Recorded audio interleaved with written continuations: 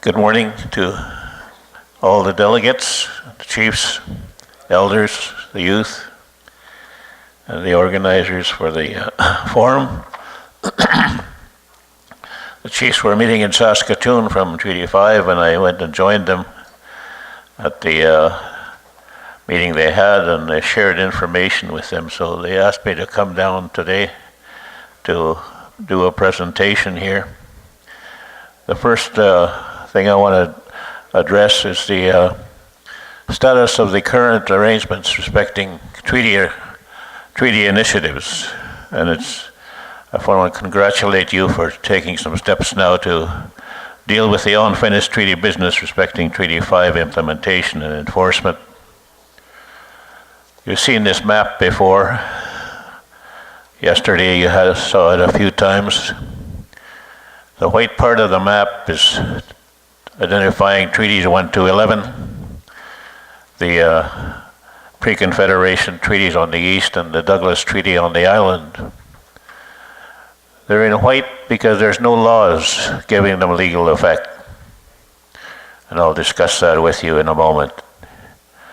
The colored ones are the modern day treaties identified as domestic type treaties because only one party is given them legal effect under their jurisdiction and laws of their governments. The James Bay Cree-Nescapi Act gives legal effect to the James Bay Cree Agreement, passed only by the federal government and Quebec government, not by the Cree government.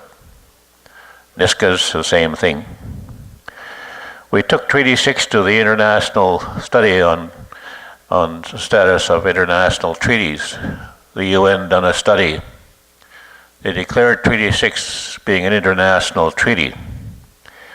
And to maintain an international treaty, they provided conditions. One, each party to the treaty had to give them legal effect under their respective government's jurisdiction and laws. We have not given legal effect to these treaties ourselves, never mind the Crown and Right of Canada, formerly the Crown and Right of Ireland and England. But they looked at something else in terms of the status of Treaty 6 being breached by the British government. And what did they look at? They looked at how the British Parliament passed the NRTA, the Natural Resources Transfer Agreement of 1930. And they declared it invalid because it was passed without the consent of the nations, the First Nations that entered into treaties with them. That status in the UN still remains today, in that the NRTA was invalid in amending the BNA Act with the NRTA agreement, making it illegal to transfer lands from federal title to provincial title. Now when we look at the process here of the treaty making, we don't talk about the national powers of treaty making. We don't talk about how we entered into the process of treaty making. And I'm going to come back to that. And I want to take you to another chart. This chart here on the one side shows self-termination, implementing the colonial policies that you heard about yesterday. The other chart is implementing our self-determination. So when Trudeau announced nation to nation, government to government, I got some calls on New Year's morning saying, "What do we do now?" My response was very clear. We can proceed down the road of self-termination, or we can proceed down the journey of self-determination. The chart that you see there on self-termination, you got an in-depth look at colonial policies yesterday as presented by Rari Hokwats. But you see, when I speak to those issues of the colonial policies, I talk about the 14th century papal bull Most people don't know anything about that papal bull. And it's very specific about its instructions, its Christian instructions to validate the doctrine of discovery. What did the Pope instruct when he issued the papal bull of the 14th century? Pretty clear. Indigenous peoples are not human or Christian. Because indigenous people are not human, they do not have sovereignty or government. Because indigenous people are not human, they don't have title to lands and resources. Because indigenous people are not human, they do not have rights. How were those policies implemented? Excuse me. They were implemented under Christian laws enforced by the empires of England, Spain, France, and Portugal. They divided up the world. England had North America, Australia, New Zealand, parts of India. Portugal and France had Africa. And Spain had South Central America. They went to the Pope to validate their illegal taking of our lands throughout the world. But they passed another law that you don't hear about. Not too many people mention it. It's called the law of dominance. What is the law of dominance? It made it legal to kill indigenous peoples. That's why you heard and witnessed, millions of our people being slaughtered by the explorers of the world. Our people are still missing, still being murdered. Now you see, the UN has declared the doctrine of discovery invalid. The churches of the world have denounced the doctrine of discovery. I always point out, you can denounce the doctrine of discovery, but if you don't terminate the 14th century papal bull, it means nothing. So I just saw yesterday where finally the historians now are stepping up and asking the Pope to deal with that whole issue of how the 500 years have been violated by the papal bull instructions of 14th century. That's great. Now, when we talk about that history, historians will say that this doctrine of discovery stopped in the 17th century, like hell it did. How did they continue to implement that policy? How many of you know about the 1830 detribalization policies of the empires? Now you see, don't feel alone. Wherever I go, nobody knows about these policies. What is the 1830 detribalization policy all about? You'll recognize it today. The objectives: civilization, Christianization, integration, assimilation, liquidation. Pretty clear. 2018. Now 2018, aren't we still battling the issues of the 14th century papal bull? Sovereignty, our forms of government, our laws, our jurisdiction, our institutions, you name it. Still on the table. Now you see, when they implemented the 1830 detribalization policies, what did they target and who? First of all, they targeted the termination of the inherent sovereignty of our nations. Along with that, terminating the inherent self-determination and governments of our nations. And you know how they done that? They outlawed our traditions, our customs, our practices, our governments, our laws, our ceremonies, our language, our culture. Residential school is only one method of how they achieve their objectives of assimilation, integration, liquidation. Now you see, when I talk about that, Who did they target?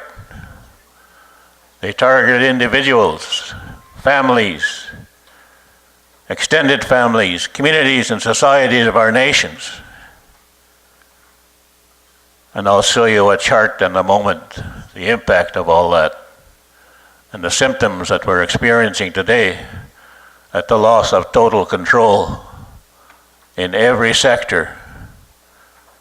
The total control, we lost total control of our political development and our governments and our nation's business. We lost total control of our economy, our justice system, our social safety net in terms of health, social development, education, lands, resources, economics, you name it, citizenship, membership. When a society of people loses that degree of control, what happens? Experience all the symptoms that we are looking at today. High suicides, high unemployment, poor health conditions, you name it. Abuses, sexual abuse, mental abuse, physical abuse. All those symptoms are a result of losing total control. And we're throwing good money at trying to treat the symptoms instead of the causes and taking control of how we fix them on our terms. What did Canada do to continue that policy that I just highlighted for you, of the empires and of the papal bull? How many know about the 1947 liquidation plan?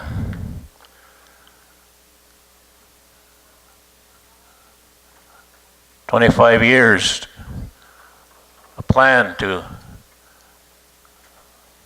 liquidate Canada's Indian problems within 25 years. Targeting the termination of those treaties I just showed you. Targeting how it set up municipal local governments on reserves by ban. Targeting the special status and rights we have as Indians in terms of inherent rights and treaty rights. Initiated this transition from transfer of federal responsibility for Indians in health, education, social development, child welfare, education, justice, and so on, from federal jurisdiction to provincial jurisdiction. 1947 plan was a 25-year plan, leading us to 1969 White Paper. You all know about the 69 White Paper.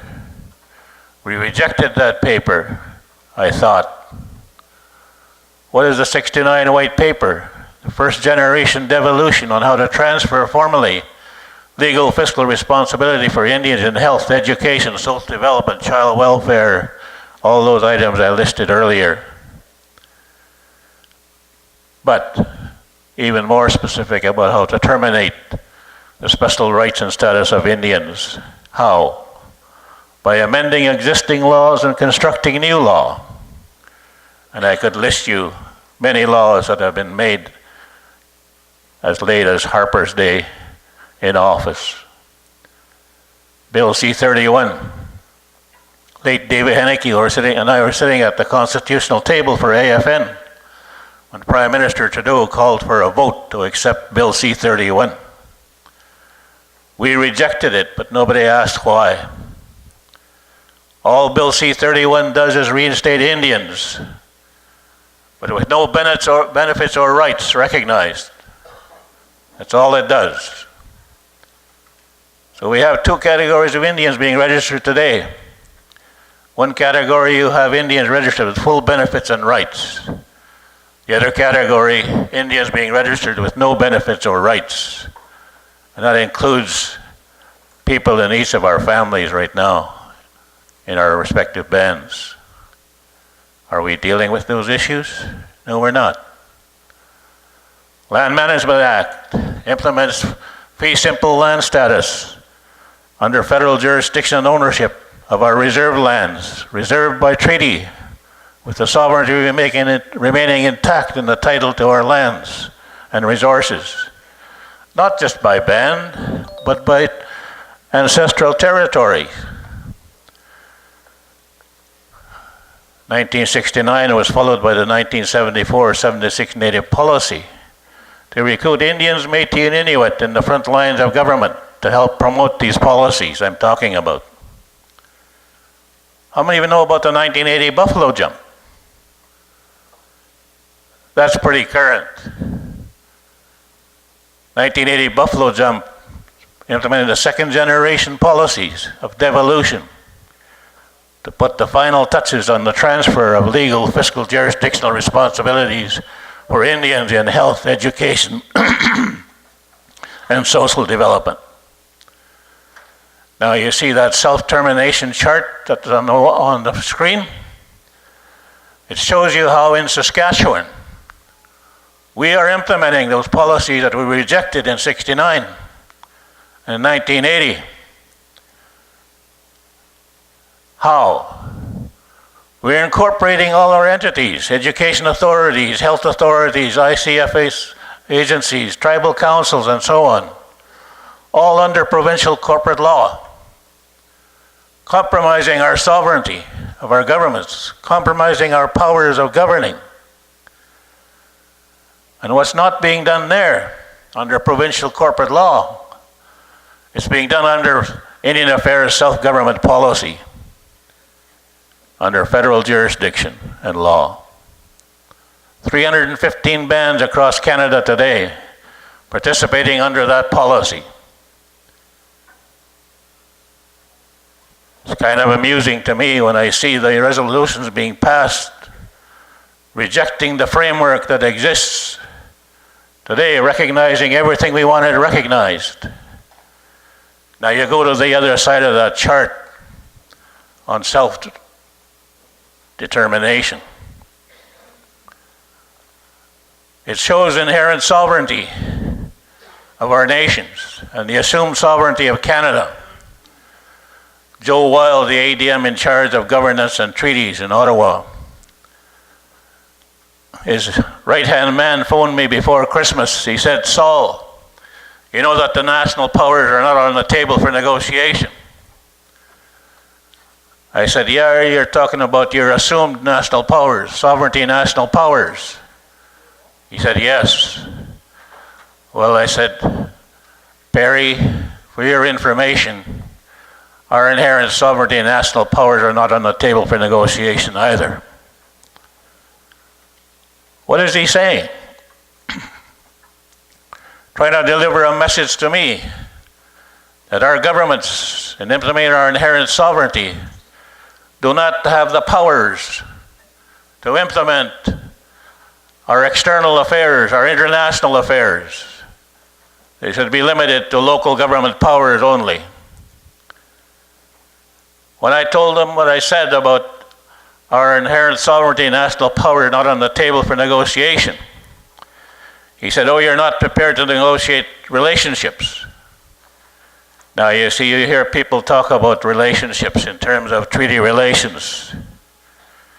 You go down to the middle of that chart on self-determination. Nobody talks about the political relations. Mention of it yesterday to some degree. When I talk about political relations, I'm talking about the equality of government, jurisdiction, law, and courts. Nothing less. I'm talking about our inherent sovereignty, our government, our courts, our laws. Just like they talk about their assumed sovereignty of their governments, courts, laws, and jurisdiction. Well, I'm talking nothing less. Go across the border, you have tribal, state, federal government, jurisdiction, law, and courts. In Canada, we have in Quebec the French Civil Code being applied by the French government of Quebec. For the rest of Canada, it's the English common law right across Canada. Treaty relations. When we talk about the national powers of treaty making, they flow from where? From the inherent sovereignty we have as a people and as a nation. In a moment, I'll talk about inherent rights and treaties. I'll come back to that national power of treaty making. The other form of recognition that's there under that framework that's in place today. And by the way, if you look at the top of that chart, you'll see the inherent sovereignty of our nations, the treaties, and the assumed sovereignty of the Crown. What's the framework that governs that status and that relationship today? It's a comprehensive legal political framework that we don't talk about. It's governed by our inherent sovereignty and their assumed sovereignty. It's governed by our inherent rights and title, our treaties. It's governed by the Royal Proclamation of 1763. The late Judge Dixon, when I met him dealing with the patriation of the Constitution, he said, never let them leave the Royal Proclamation of 1763 out of the Constitution of Canada. He said, here's why. He said, it's like our Bill of Rights, respecting the recognition of your inherent sovereignty, your inherent rights and title, your national powers of governing, your national powers of treaty making, the treaty making process between the Crown and Indian nations. It's governed by the Constitution Act of 1982, now applying Section 52, like Rory identified yesterday, applying Section 25(2) that continues to recognize the Royal Proclamation of 1763, applies Section 35, recognizing our inherent sovereignty, our inherent rights, Aboriginal rights, treaties and treaty rights. When I went over to London, England, we had over 400 elders and chiefs accompany us. Everybody came home. I was there by myself for weeks at a time, following up in Ottawa to make damn sure that Section 35 stayed in the Constitution Act of 1982. Everybody kept saying Section 35 is an empty box.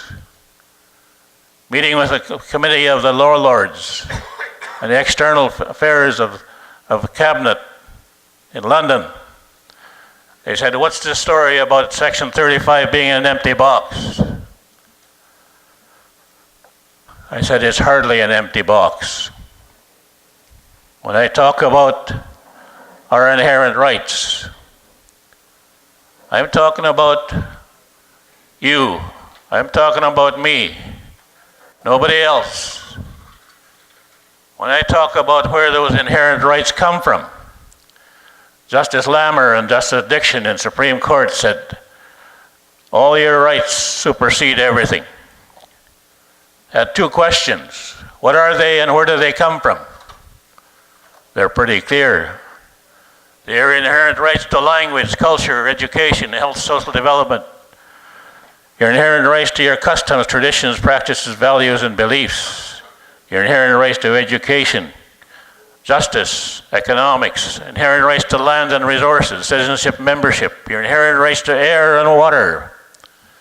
As a young leader, when I started at 15 years old, I used to talk about the jurisdiction for airspace.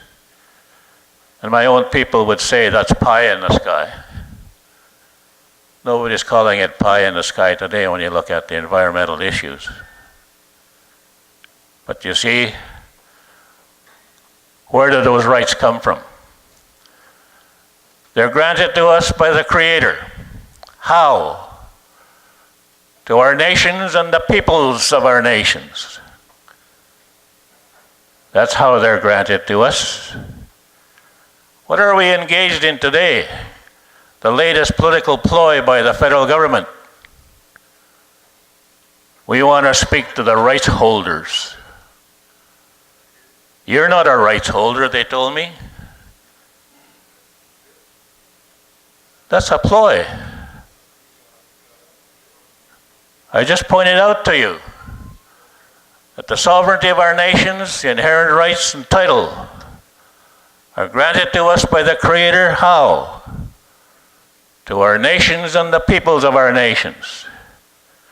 Makes it a collective responsibility that we have for implementation and enforcement. When we talk about that, then you go down the middle of that chart, treaty relations. You're being asked to implement Treaty 5. The elders speak to the spirit and intent of treaty making and not forgetting it. I can speak like I do today after 61 years involved in Indian politics, starting at 15, because the first thing the elders told me, you're going to be making plans for us, and you better know your history. If you don't know your history, you'll be making plans that are going to cause barriers for the next generation.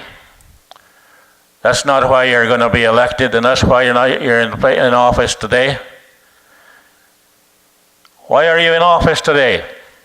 They said, you need to make plans that the next generation can build on, not create barriers.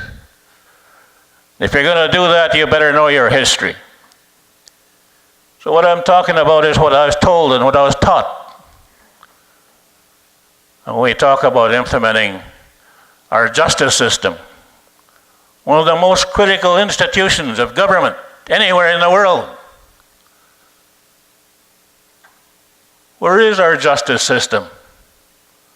We complain about the federal justice system, provincial justice system.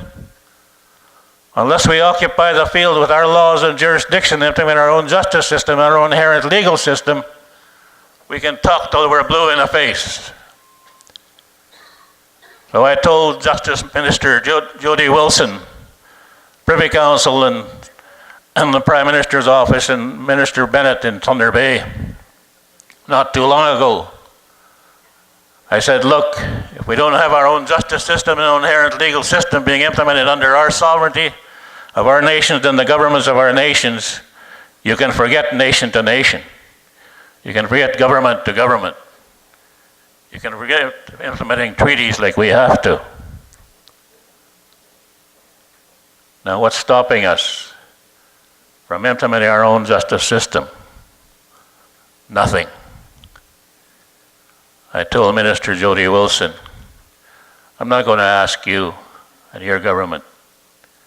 I'm going to ask our own people. And we better be going ahead and getting it done. And that's from Treaty 1 to 5, not just in Treaty 6 where I come from.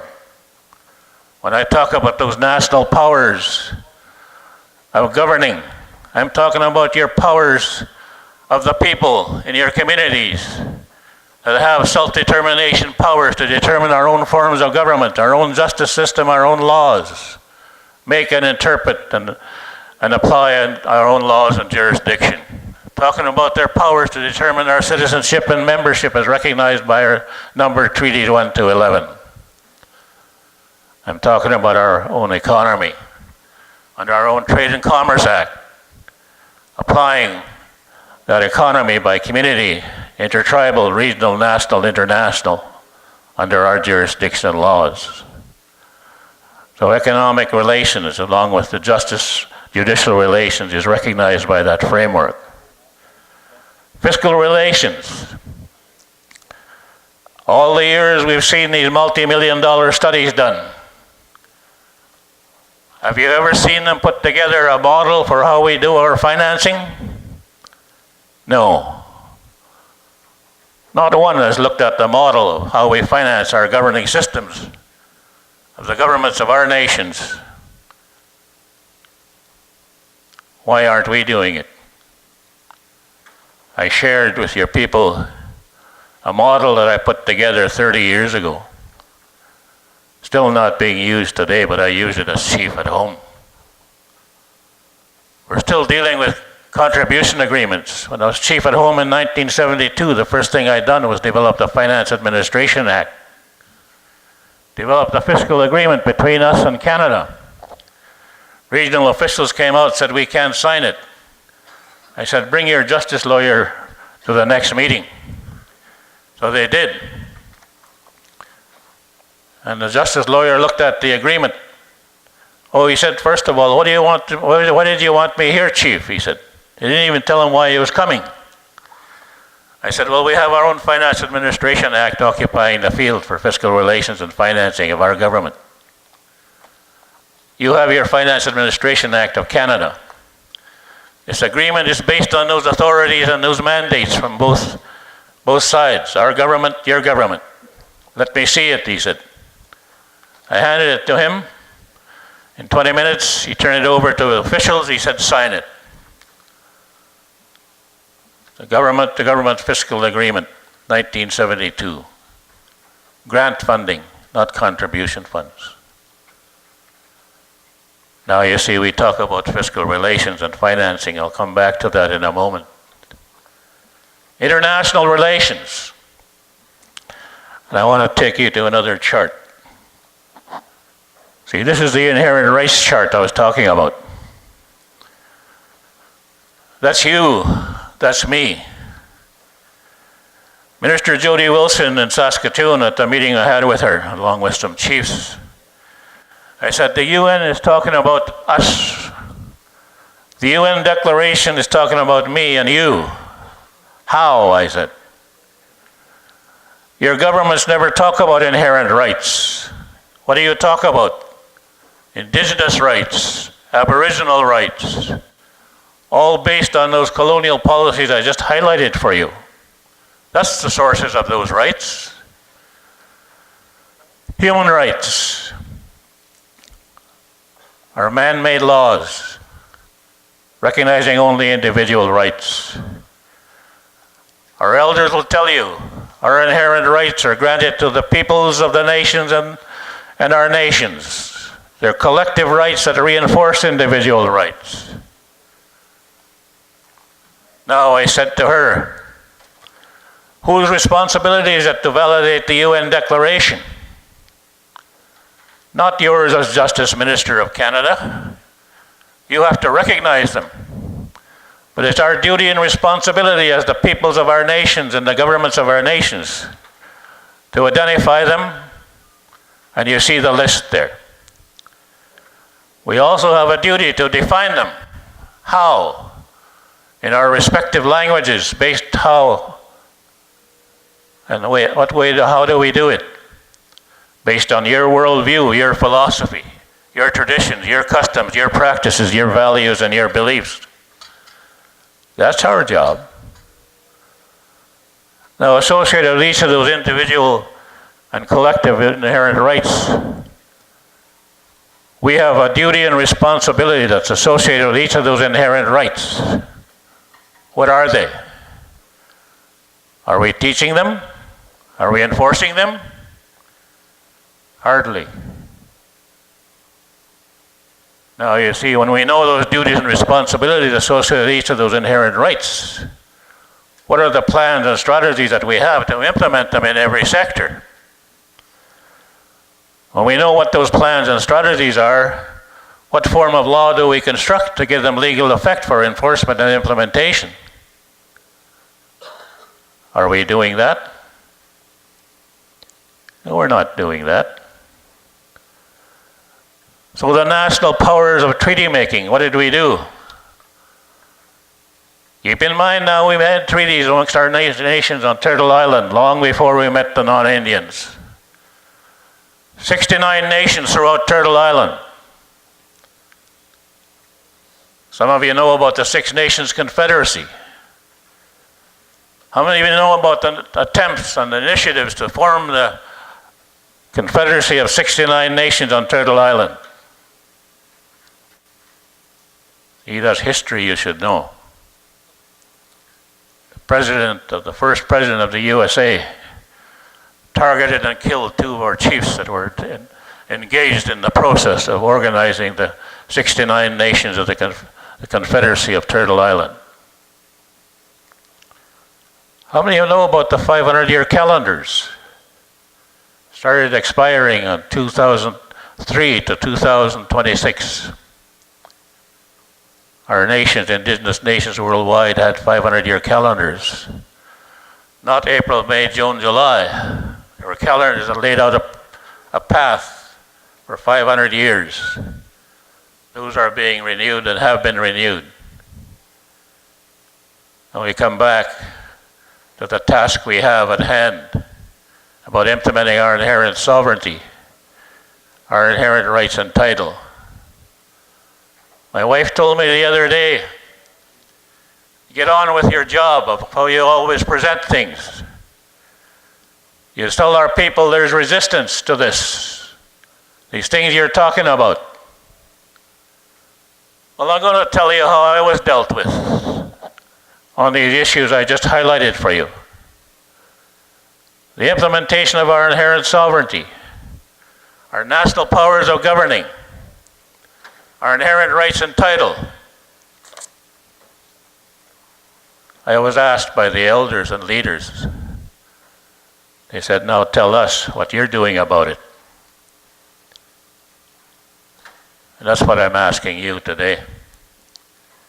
You ask yourselves, what are you doing about it? So when we talk about what do we do, how do we come together to implement inherent rights and treaty rights to education? Why can't we implement that education system, a traditional contemporary education system, under our own Traditional Contemporary Education Act that scopes out the total jurisdiction for education, not just on reserve, but throughout your national territories? We're suggested to us under the Indian Act that our jurisdiction applies only to the reserve boundaries. Well, under the treaties, your jurisdiction, your government, and your laws apply throughout your treaty territory, not limited to a reserve boundary. So when we look at this process of going ahead then, and we want to determine what we have to do about things, I've just highlighted for you just a few of the things that we need to do. So that doctrine of discovery, here's the symptoms I was talking about. Identifying the symptoms of losing total control. I want to take you to another chart. Inherent sovereignty, granted to us by the Creator, recognized by the treaties.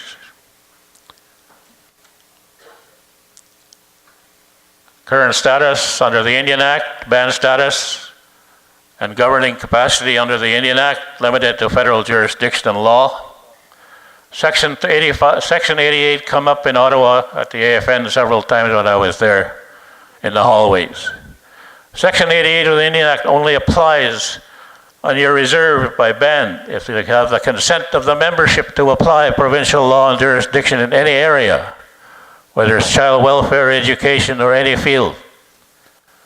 Otherwise, it does not apply. The next one, the interface of government, jurisdiction, and law.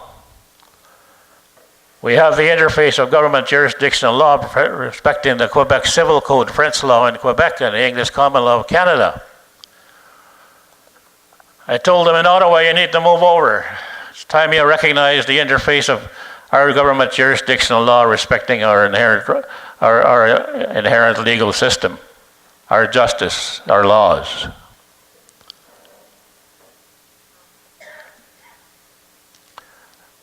Here's the framework that I highlighted for you. We refer to the UN Declaration. You should also refer to the American Declaration. The Organization of American States have passed a declaration that's even in more detail than the UN Declaration. Paul referenced that yesterday, but we should be dealing with it as well. I talk about unique and special forms of law that we need. Here's a few examples of the kind of unique and special laws we need as governments of our nations, and as Parliament and the federal government, and the type of unique and special laws we need respecting our sovereignty and our fiscal relations. This next chart, those aren't bingo dabbers. When I talk about those relationships, political secretariat, treaty secretariat, judicial secretariat, economic secretariat, fiscal relations secretariat, international relations secretariat. When you put in your structure for governing Treaty 5, and I shared some documents with your chiefs on how we're looking at proceeding with structuring Treaty 6. You need capacity in your governing system of Treaty 5 that includes those types of secretariats. But you need the same capacity right in your own communities under your governments by community. unique and special laws then, we can list them. And I left a document on a SUB stick in Saskatoon with your chiefs and your office on the forms of law that are needed, respecting the implementation of these arrangements. We're asking you to take on responsibilities to do all these things as our chiefs and councils in the governments of our nations. When do we get the proper financing and human resources in place for you to do that? Finance Minister's office in Ottawa said, what are they? So I showed them this chart. They said, how much? Minimum $300,000 per band for development work. Plus, we need the chief and council salaries and benefits guaranteed like you have in your political system. He said, how many bands? 74, 21 million. I said, no, treaty areas and FSIN and tribal councils. Now you need the same thing here. We can't expect our leaders to be doing the work that they're asked to do without this type of resource. An area we never look at when we talk about fiscal relations and financing. Last Linklater and Privy Council, I handed a book called Nation to Nation Document. We never look at the sources of revenue. And he said to me, Saul, he said, this is a lovely rainbow. Very colorful rainbow, he said. I said, yes, Les, there's a hell of a pot of gold at the end of that rainbow, and I'm here to get my share. But you see, we can't just be talking about fiscal relations and financing. We need to review and identify where all those monies are and where they come from. Nothing stopping us from doing that. This one here is another chart, the federal transfer to provinces for social benefits in health, social development, education, income security, in the billions of dollars. You see none of it. Our chiefs and councils can't get that supplementary money. Why not? I headed the Medicine Chest Health Task Force in Saskatchewan for 2.5 years. We developed this First Nations social safety net.